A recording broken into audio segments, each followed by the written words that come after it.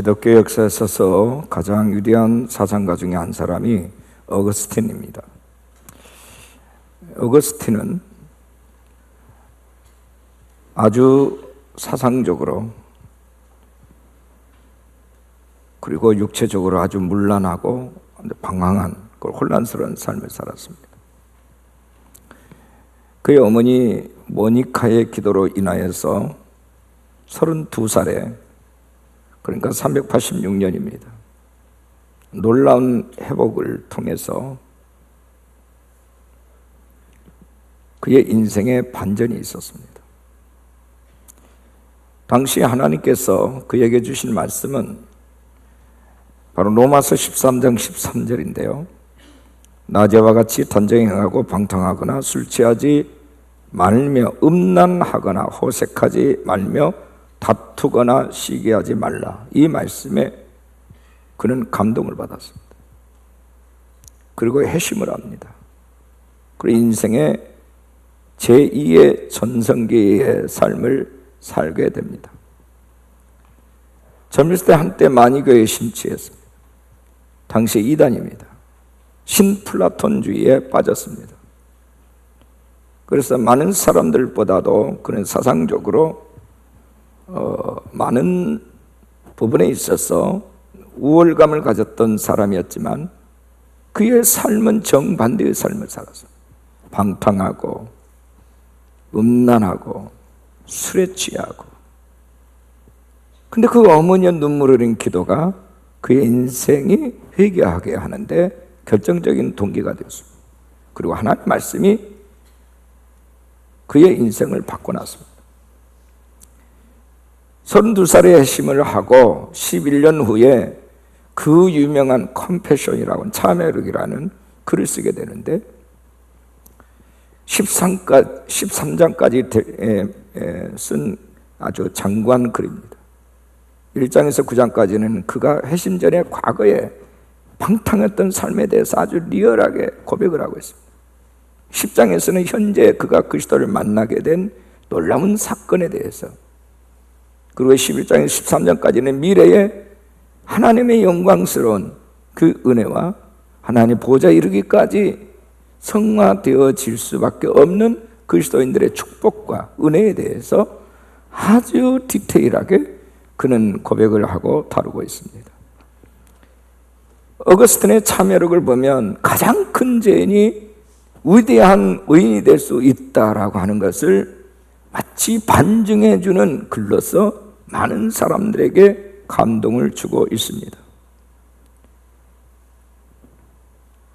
사람은 누구나 달라질 수 있습니다. 영광스러운 하나님의 거룩한 백성 보좌에 이르기까지 의인이 될 수 있습니다. 그러나 처음부터 그렇게 되어진 것이 아니고 사람들은 예수님 만난 그 순간부터 그 과정 속에 많은 하나님의 다루심으로 인한 고통, 희생, 대가를 지불하면서 성화라고 하는 하나님의 은총의 길을 가게 되는 것이죠. 믿음이라고 하는 것은 무엇입니까? 많은 사람들이 하나님에 대해서 아는 것이 곧 믿음이라고 착각을 하고 있습니다. 그러나 그건 믿음이 아니고 내 삶의 위대한 결단과 회심과 새로운 삶의 출발이 있는 거기에서부터 믿음은 시작이 되고 열매를 가져다 주는 것입니다.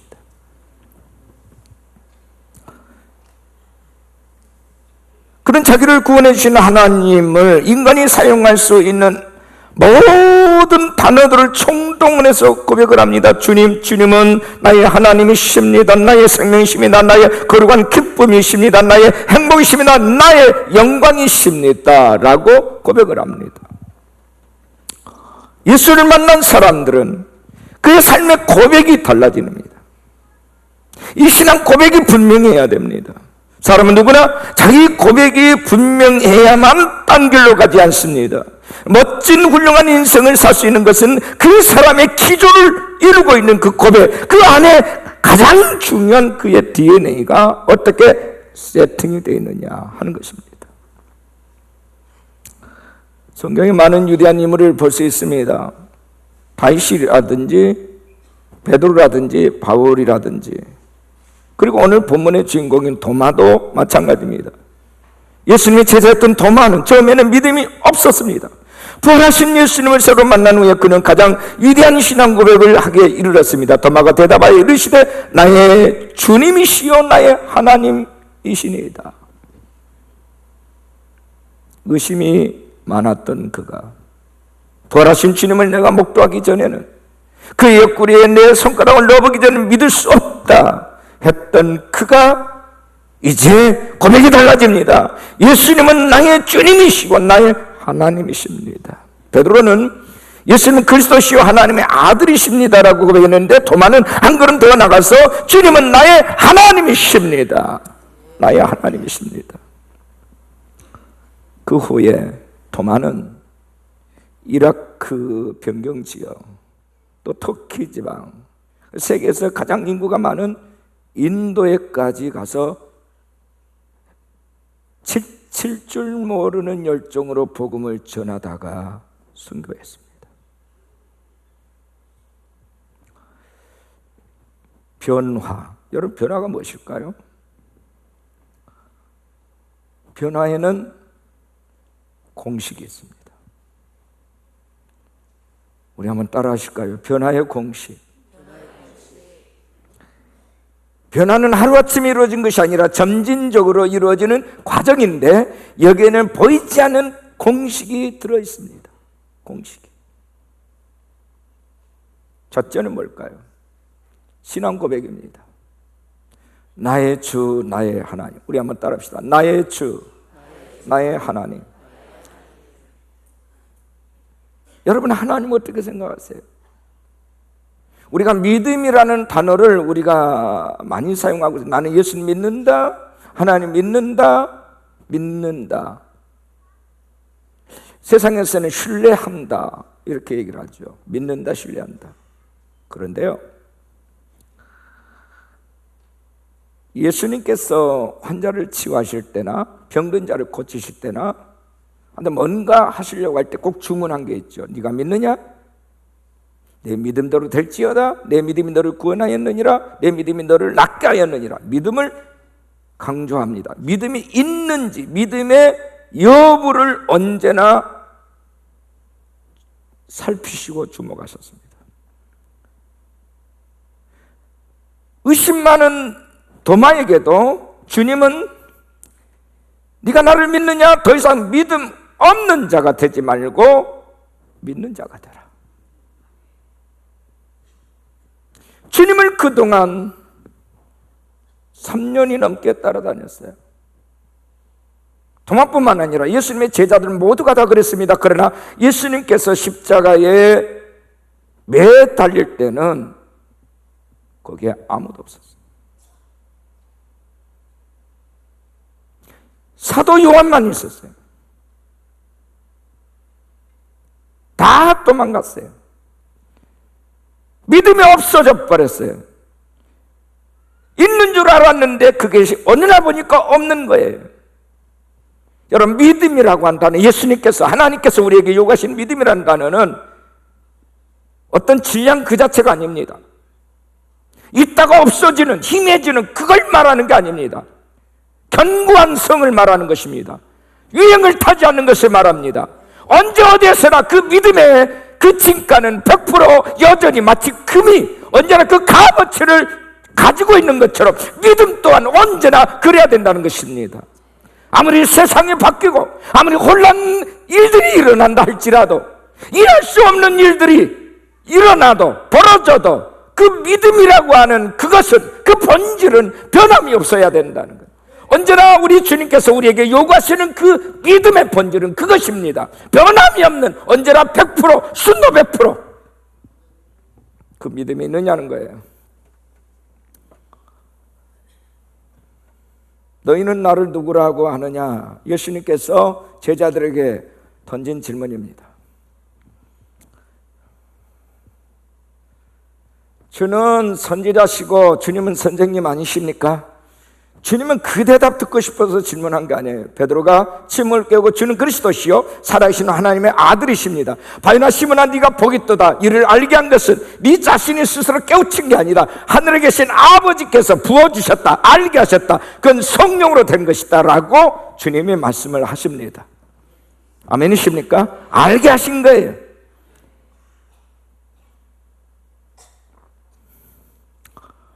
도마도 역시 본래부터 믿음이 좋았던 사람 아니었죠.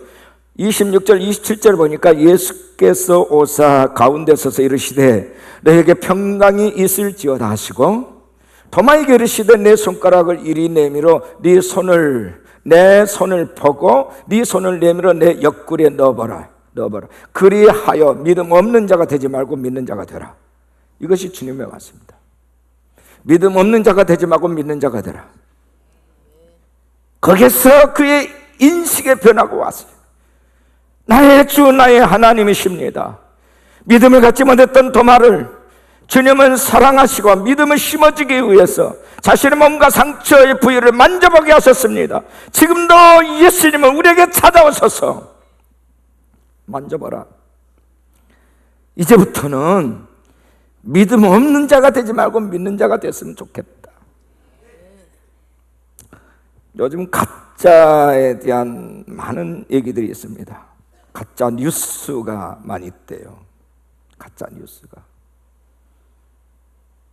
그러니까 기자에 의해서 만들어지는 뉴스, 왜곡되어지는 거.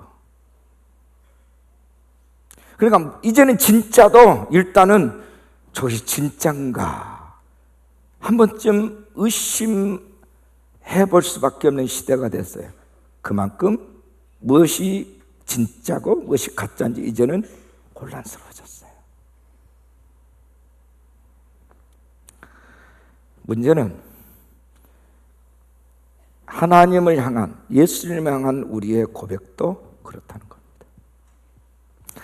필립스라는 목사님은 Your God is too small이란, 당신의 하나님은 너무 작다, 이 책을 썼는데, 이 책 내용 속에서 오늘 많은 현대인들이 하나님을 발견하지 못하고 하나님에 대한 정당한 그 믿음을 갖지 못한 채 살고 있다는 겁니다. 무슨 얘기냐면, 많은 사람들이 하나님 믿는다면서도 실제로는 하나님과 거리가 먼 가공의 우상을 만들어 섬기고 있다는 것입니다. 자기가 인식하고 자기가 만들어놓은 거기에다가 이분이 하나님이다라고 생각을 하고 그걸 쫓아가고 있다는 거예요. 가공의 하나님을. 이 이스라엘 백성들이 모세가 없는 틈에 그들의 금을 다 걷어들여가지고 불 속에 던졌는데 황금 송아지가 나왔다는 거예요. 그리고 일컫기를 바로 이 송아지께서 하나님이시다, 우리를 애굽에서 구원해신 여호와라고 말한 것과 똑같은 가공의 하나님, 하나님의 그 이름의 본질에서 떠난, 하나님의 속성의 본질에서 떠난 하나님. 예를 들면 기적을 만드는 말수할 정도로, 피로를 채워주는 조달자 정도로, 아픔은 이루어지는 상담가 정도로, 만병통치 의사 정도로, 자신의 필요를 달라고만 요청하는 공급원 정도로 하나님을 만들어놨다는 거예요. 그러다가 자기가 원하는 것이 주어지지 않을 때 여지없이 떠나고 배신하는 거예요. 이게 현대인들이 만들어 놓은 또 하나의 가공의 하나님이에요. 그래서 이걸 우리는 기복신앙이라 이렇게 얘기를 합니다. 자기의 필요에 의해서 쫓아가고 그게 아니다 싶으면 떠나는, 하나님에 대한 무지와 하나님에 대한 인격적인 모독을 하고 있는 거예요. 그가 원한 대로 되지 않으면 부인해버립니다. 그런 하나님은 필요 없다는 거예요. 여러분, 하나님이 우리의 하수인이나 노예입니까? 우리의 종입니까? 아니잖아요. 그분은 우리의 주인이십니다. 태초부터 세상 끝날까지 홀로 계신 자존자이시며 그분은 창조주이십니다. 그분은 인간에 의해서 만들어진 가공의 신이 아닙니다. 그분은 언제나 홀로 자존하고 계시고 생사복의 주관자 되시며 우리 인간의 구원자이시고 심판자이시기도 하십니다. 그분의 의지대로 그분의 뜻대로 모든 말씀과 법을 집행하신 분이세요. 누구에게 의논해서 하신 분이 아닙니다. 그분은 독자적으로 스스로 그 권리와 그 능력을 가지고 계시는 전능하신 조물주이세요. 할렐루야. 근데 우리는 하나님을 가공해 자기의 필요대로 이런 모양 저런 모양, 마치 코끼리의 전체를 보지 않냐고 코를 만진 사람이 이거는 나팔이다, 꼬리를 만진 사람이 코끼리는 빗자루다, 벽을 만진 사람이 코끼리는 벽이라, 다 틀린 거잖아요. 믿음도 은사도 산을 옮길 만한 것도 많은 방언을 하고 천사의 소리를 한다 할지라도 온전한 것이 올 때는 그 부분적인 것이 패한다 그랬어요. 패한다 했어요. 그렇죠?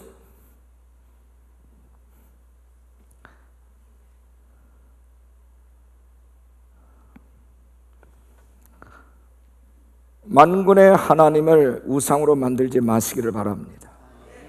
천하의 주인이신 하나님을 부려먹을 생각하지 마시기를 축원합니다. 그건 교만이고 오만함이에요. 토마는 이제 예수님 앞에 엎드려서 나의 주, 나의 하나님이십니다.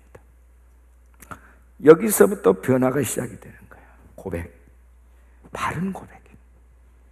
가짜 신앙이 아니라 진짜 신앙. 여기서부터 변화가 시작이 되는. 두 번째는 회개입니다. 위대한 회개가 일어나야 돼요. 여러분, 다윗이 우리아의 아내 밧세바를 범하고 간음죄를 짓고 그 순결에 의해서 그의 남편을 최전방에 보내서 죽게 만듭니다. 간접 살인죄를 죄를 짓습니다. 왕이니까 그게 가능했던 거죠. 통치자니까. 그 권력을 이용을 해서 그는 자기의 죄를 숨길 수 있고 덮을 수 있다라고 생각한 겁니다. 그러나 하나님은 속일 수가 없습니다. 선지자 나단의 책망을 받고 그가 무릎을 꿇고 고백하기를, 이 죄가 어느 날 내가 스스로 내 욕망에 의해서 내 원하는 것들을 취하기 위해서 들어온 줄 알았는데 아닙니다. 우리 어머니가 죄 중에서 나를 잉태했습니다.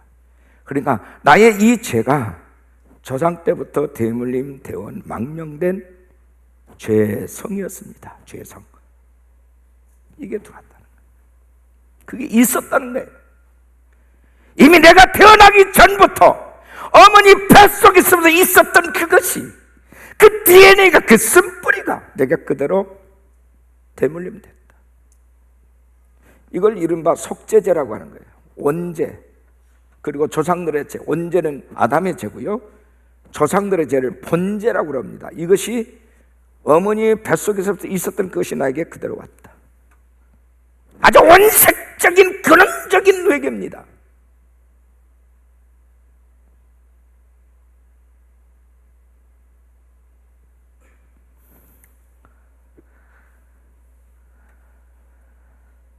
복음서를 보면 아주 혁명적인 회개를 한 사람이 나와요. 삭개오예요. 그는 세리장입니다. 근데 그 인생의 회개를 통해서 비포와 애프터가 아주 분명해요. 선이 분명해요. 인생의 전환점이 아주 분명합니다. 그는 이렇게 고백합니다. 삭개오가 가서 주께 여짜오되 보시옵소서, 내 소유의 절반을 가난한 자들에게 주겠사오며, 내 소유의 절반을 내놓으란 것도 아니에요. 스스로. 이 말은 뭔 말이요? 나는 그동안 정직하게 살지 못했습니다. 난 죄인으로 살았는데 이제는 이걸 내놓겠습니다. 절반 이건 속전을 말하는 거예요. 속전. 좀 더 구체적으로 얘기하면 속죄죄입니다. 속죄죄. 그 다음에 보세요. 가난한 자들에게 주고 쌓으면 만약 누구의 것을 속여서 빼앗은 일이 있으면, 누구의 것을 속여서 빼앗은, 당시의 모든 세는 공권력을 이용해서 많은 세금을 걷어들여서 일부분은 로마에, 또 일부는 자기가 착보함, 이게 세리들이었어요. 근데 이 삭개오는 누구를 속이지 않았다는 거예요. 혹시 누구를 속여서 빼앗은 일이 있다면 이란 말이에요. 그것을 네 갑절로 갚겠나이다. 4배로. 이게 속건죄예요. 속건제는 반드시 배상을 해야 되거든요. 배상을.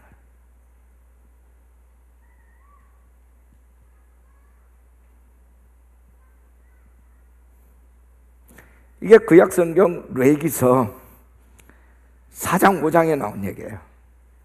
속죄제는 본성에 관한 겁니다. 아담과 부모들의 그 죄성을 지어야 하겠어. 속건제는 그로 인해서 파생된 많은 죄들. 구태영어로 표현하자면 속죄제는 대문자 S, sin. 속건제는 소문자 S, sins, 죄들. 완벽하게 이것을 회개한 자가 삭개오예요. 내 전 재산을 절반을 가난한 자를 위해 주겠습니다. 속죄제. 남의 것을 사기쳐서 속여서 빼앗은 것이 있다면 4배로 배상하겠습니다. 이게 속건제.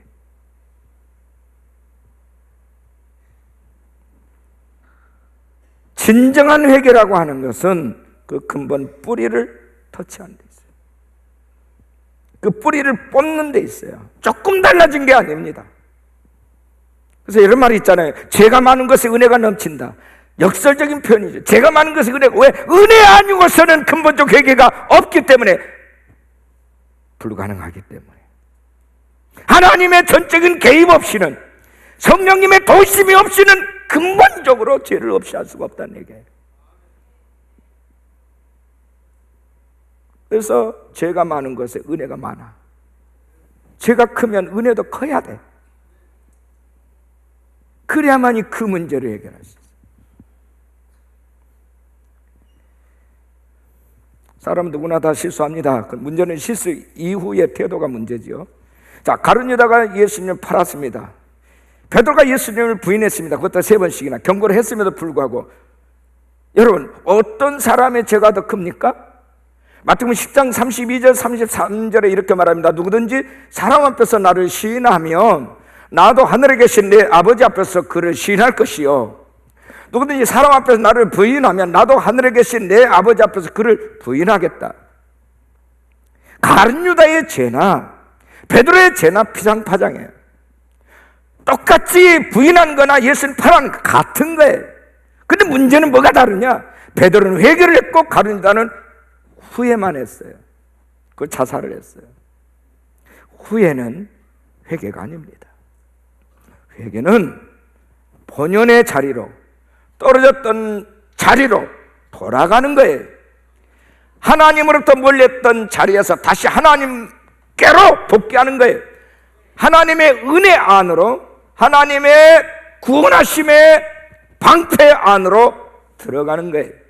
하나님의 형상으로, 깨어진 하나님의 형상을 다시 원초적으로 회복하는 거예요. 이게 회개예요. 조금 달라지는 게 아니에요. 그러니까 이건 노력으로 되는 게 아니라니까. 다시 입는 겁니다. 입는 거예요. 부인할 수 있습니다. 팔 수 있습니다. 그 다음에 문제입니다. 실수할 수 있어요. 실수해도 죄를 지어도 괜찮던 말이 아니라, 혹 모르거나 어쩔 수 없어서 죄를 지었다 하더라도 언제든지 회개로 돌이킬 수 있는 여지가 있다는 것입니다. 실수나 죄보다 더 큰 잘못은 자기를 합리화하는 거고 회개의 기회를 상실해버리는 것이 더 큰 문제. 나만 죄를 짓는가? 다 짓잖아. 이게 문제예요. 요한복음 8장에 보면 예수님께서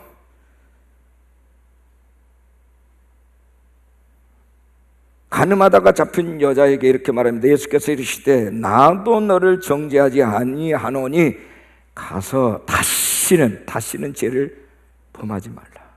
따라합시다. 다시는. 이 다시는이라는 이 단어가 중요해요. 이전까지 그랬던 거 용서하겠다. 또다시 이 죄를 반복하면 안 된다. 다시는 죄를 범지 마라.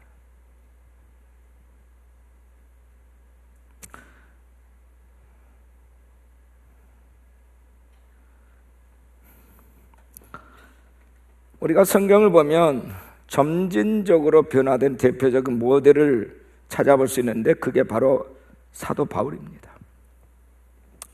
사도 바울은요, 맨 처음 주후 48년에 맨 처음 쓴 서신이 갈라디아서예요.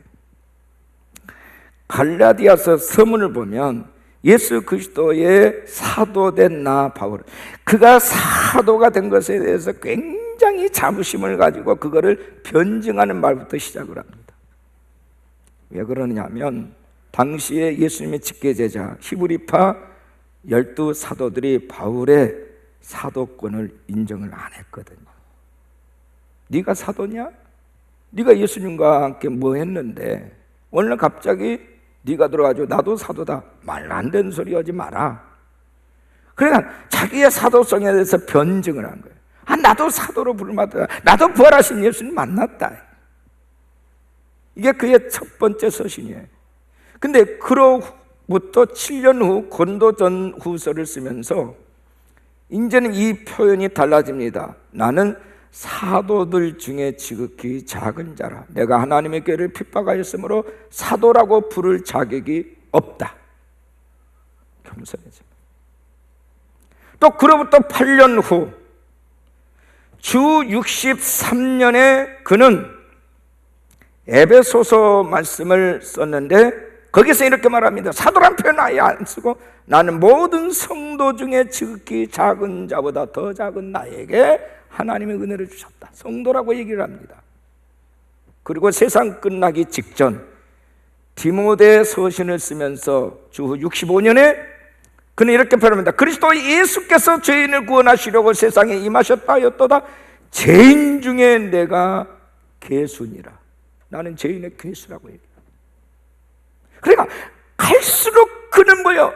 낮추고 자기를 나다리 계속 겸손이지. 자기는 없는 거예요. 자기는 죄인뿐 그 자체고 그 자체밖에 없는 거예요. 이게 성화예요. 근데 요즘에 많은 사람, 우리는 어떻습니까? 신앙 연륜이 더해지면서 우리는 스스로를 높이려고 합니다. 누군가보다도 높은 지에 있다라고 하는 것을 강조하기를 원합니다. 자기 이름 석자를 사람들에게 각인시키려고 합니다. 자기의 직분을, 자기의 지위를 어딘가 누구인가 자꾸 부각시키려고 하는 이런 만용을 갖습니다. 이거는 성화가 아닌가. 이거는 주님이 주신 은혜를 저버리는 행위.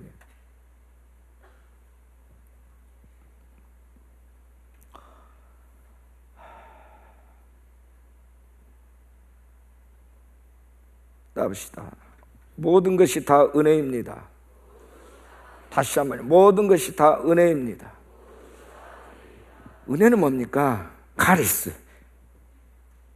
영어로는 그레이스입니다. 받을 자격이 전혀 없는 자에게 그냥 주시는 선물이에요. 하나님은 우리 같은 죄인에게 예수 그리스도를 선물로 주셨어요. 이게 은혜예요.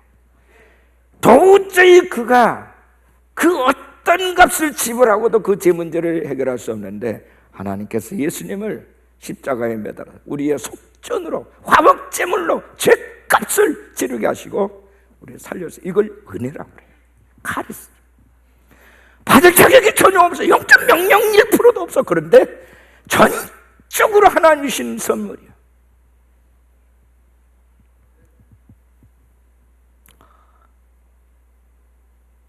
그래서 바울은 점진적으로 변화의 과정을 통해서 그걸 깨닫게 된 거예요. 나는 살인자요 폭행자고 만삭되지 못하여 나냐 팔삭동이고 죄인 중에 괴수다. 죄인 중에 괴수다. 이게 제대로 된 변화의 여정을 가고 있는 사람이에요.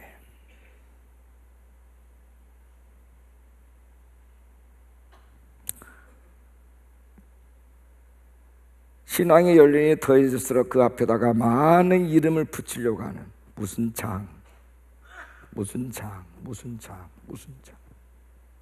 그게 아니고 갈수록 자기를 보잘것없는 자로, 여기는 오직 주님 외에는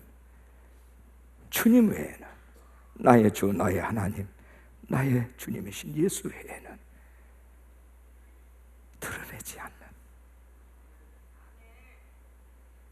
이것이 변화된 사람이에요.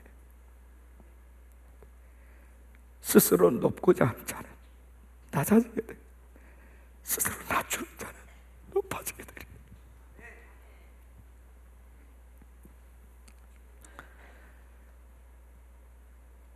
그래서 어거스틴은 이런 고백을 했어요.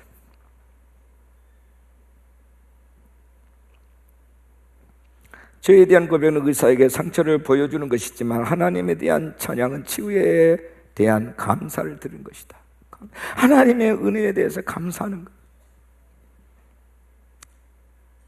고린도전서 15장 10절에 바울은 고백을 합니다. 내가 나 된 것은 하나님의 은혜로 된 것이니 내게 주신 그의 은혜가 헛되지 아니하여 내가 모든 사다보다 더 많이 수고하였으나 내가 한 것이 아니오 오직 나와 함께 하신 하나님의 은혜로다.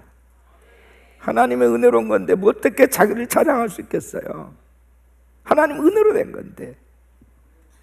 다른 많은 사도보다 수고를 많이 했다만 그러나 이것은 내가 한 게 아니다. 그 전까지만 해도 내가 자꾸 그걸 은연중에 드러내고 싶었던 그가 이제는 100% 하나님의 은혜로 된 거다. 나는 죄인 중에 괴수일 뿐이다. 사도 중에 가장 작은 자다. 아니 성도다. 나는 성도다. 스스로에 대해서 어떤 권위를 갖고 싶으십니까? 권위나 명예는요, 획득하는 것이 아니라 주어지는 것이다 라는 말이 있어요. 획득하고자 하는 그 순간 그는 가짜예요. 잘못된 거예요.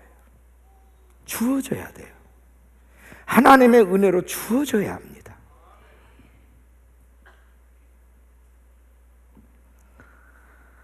우리는 모든 게 감사만 할 뿐입니다. 제가 어느 책에서 감사의 힘이라는 글을 읽었는데 한번 들어보시기 바랍니다. 저는 이 글을 가끔씩 되새기면서 늘 읽고 있습니다. 감사하면 감사할 일이 생겨난다. 밥 먹듯이 감사하라. 시련과 고난에도 감사하라. 아픔을 통하여 완성의 길을 찾게 된다. 감사의 친구가 되라. 더운 밥 찬밥 가리지 말고 감사하라. 뱃속에 들어가면 찬밥도 더운 밥이 된다. 감사의 말이 몸과 마음을 치유한다. 감사하는 사람은 장수한다. 면역세포가 100배나 증가한다. 피해를 입었어도 감사하라. 가해자가 안 된 것만 해도 천만다행이다. 도둑마저도 감사하라. 목숨 안 뺏긴 것만 해도 하나님의 은혜이다. 운전 중 딱지를 뗀 것도 감사하라. 교통경찰이 내 생명을 지켜준 것이다.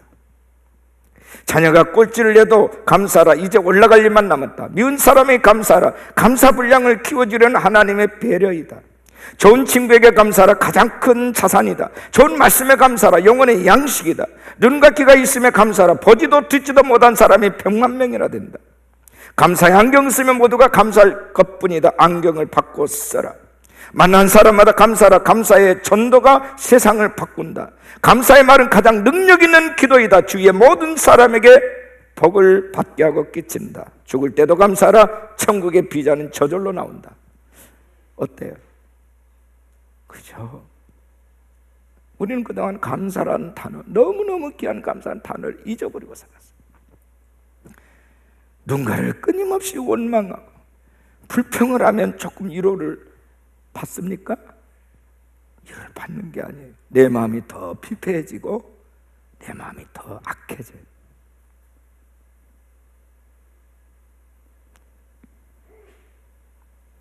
네 번째, 우리 옆에 사람 이렇게 한번 나눕시다. 사랑의 사도가 되십시다. 사랑의 사도가 되십시다. 사랑의 사도. 어거스틴의 참여록에서 가장 큰 핵심적 주제는 하나님의 놀라운 사랑. 하나님의 놀라운 사랑. 이것이에요. 하나님의 놀라운 사랑. 그는 책의 결론에 도달할수록 인간 죄인을 심판에서 구원하시고 자유케 하신 하나님의 사랑, 예수님의 놀라우신 그 사랑에 대해서 감당할 길이 없는, 주체할 수 없는 그 은혜에 대해서 산사를 올려야 돼요.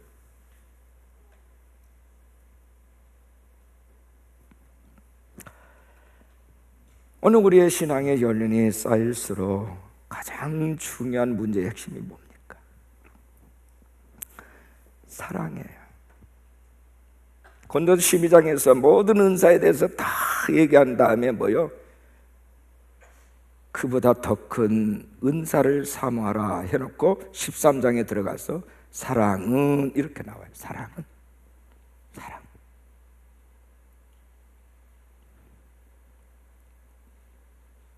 모든 은사는 부분적인 거예요. 그러나 사랑은 완성된 거예요.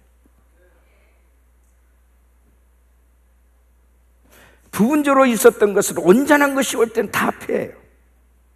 나 궁극적으로 모든 은혜와 기름 부음과 모든 은사들은 사랑을 위해 있어요. 사랑이 없으면 소리나는 구리와 울리는 꽹과리 지나지 않아요. 천사의 말이나 방언도.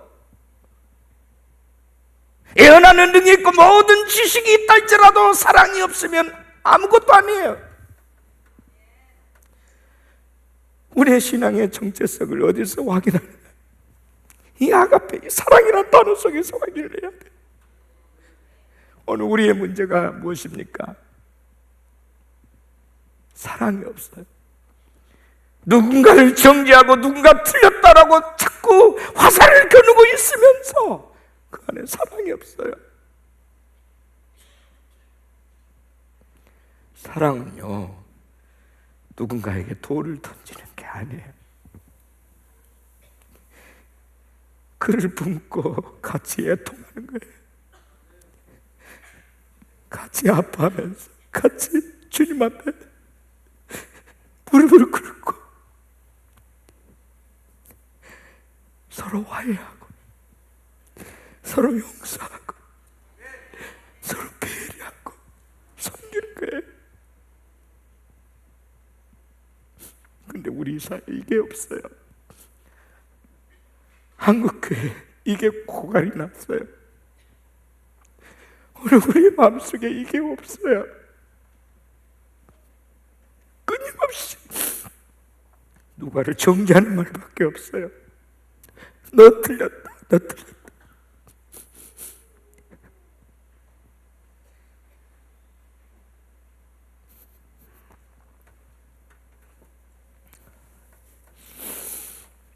부활하신 예수님께서 갈릴리 해변가에 다시 나타나셔서 이 고기잡이 업으로 전락한 제자들, 그들 위해서 사랑의 숯불을 펴놓고 고기를 구우면서 그들에게, 배신한 그들에게 다시 육의 떡과 신령한 만나를 주시려고 준비하고 계세요. 시몬에게, 요한의 아들 시몬아, 베드로지 않습니까? 근데 베드로라는 이름을 주님이 바꿔서 이렇게 부르다가 거기서는 또다시 옛 이름을 부릅니다. 요한의 아들 시몬아, 네가 나를 사랑하느냐? 아가페무, 네가 나를 아가페하느냐? 그때 베드로는 주님, 나는 주님을 필레오 합니다. 그냥 우정인 거예요. 그냥 의리 있는, 의리를 지키는 사랑. 왜?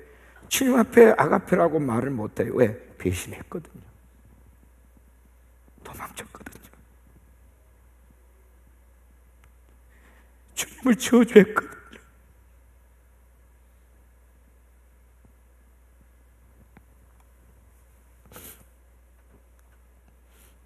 주님은 베드로에게 다시 사랑을 회복시켜 주셨습니다.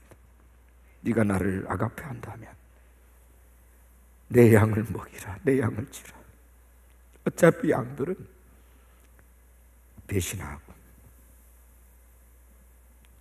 스스로를 가눌 수가 없고 그래서 떠나고 너에게 계속 상처를 줄 거다. 그러나 너는 목자라면 그 양들을 사랑해야 된다. 내가 너를 사랑했던 것처럼 너 또한 그 양들을 사랑해야 된다. 그게 양을 치는 거예요. 그 양을 먹이는 거라고요. 누가 대인인가요? 누가 거인입니까? 스스로 나는 거인이다, 나는 큰 사람이다, 나는 대통령감이다. 그 사람이 아니고 모든 사람을 품는 사람이에요. 원수까지라도 품는 사람이에요. 그 그 사람이 대인이에요.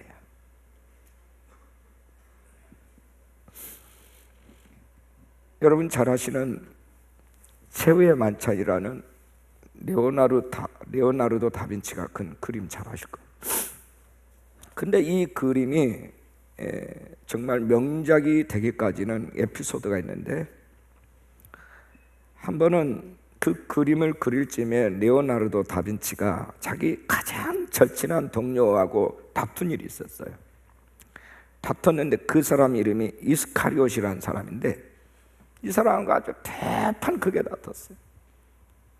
그 쯤에 이제 이 그림을 그리는데 맨 처음 이를 갈면서 이 예수님 12제자와 예수님에 대한 그거를 생각하다가 맨 처음 그린 그림이 가룟유다였어요. 근데 바로 이스카리옷이라고 하는 그 동료, 자기를 배신하고 자기하고 얼마 전까지 정말 다툰 그 사람의 얼굴을 거기다가 그렸어요.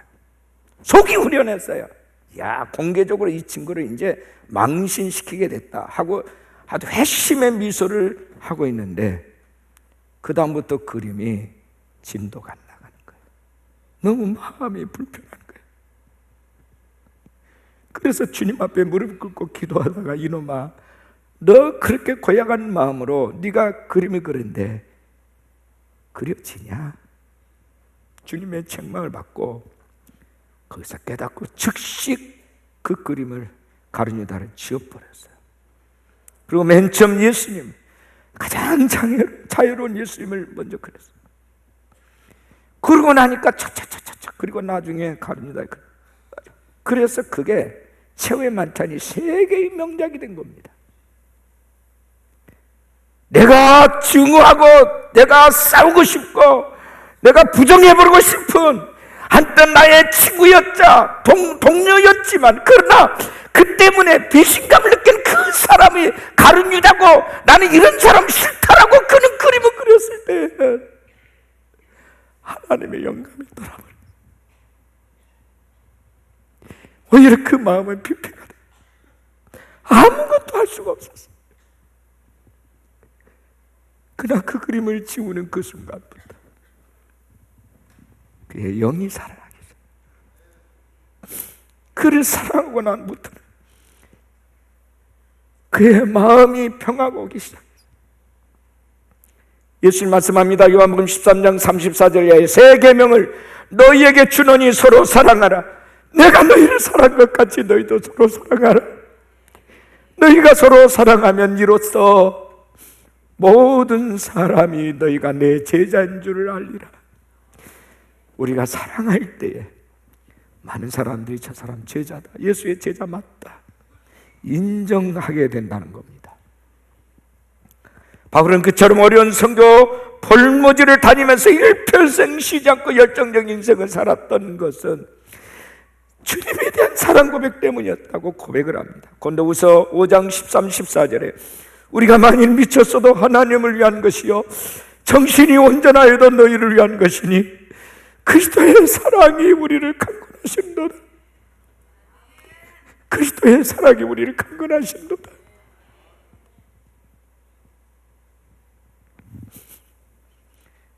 세상에 몹쓸 세상이라고 원망하지 마세요.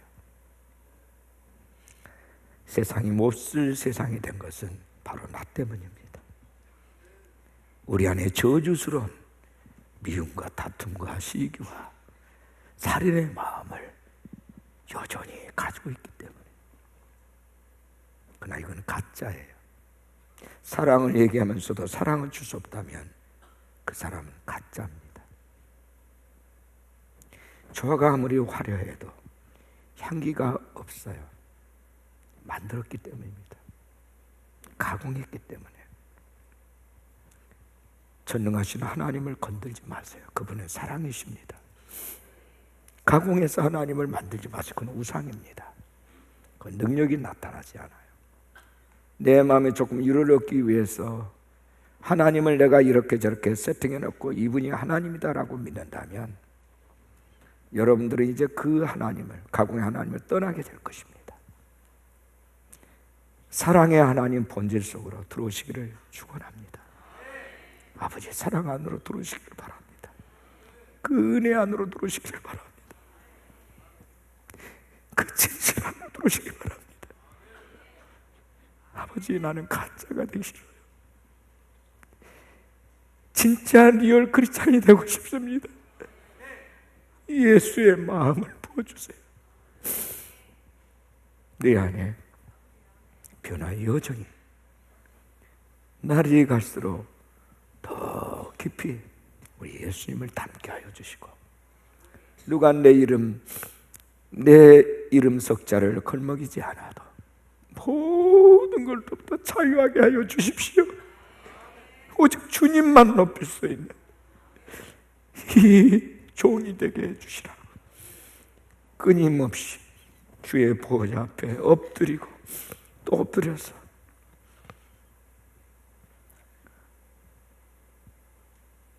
영광스러운 하나님의 은혜만 나타나기를 구하시기를 주의 이름으로 축원합니다.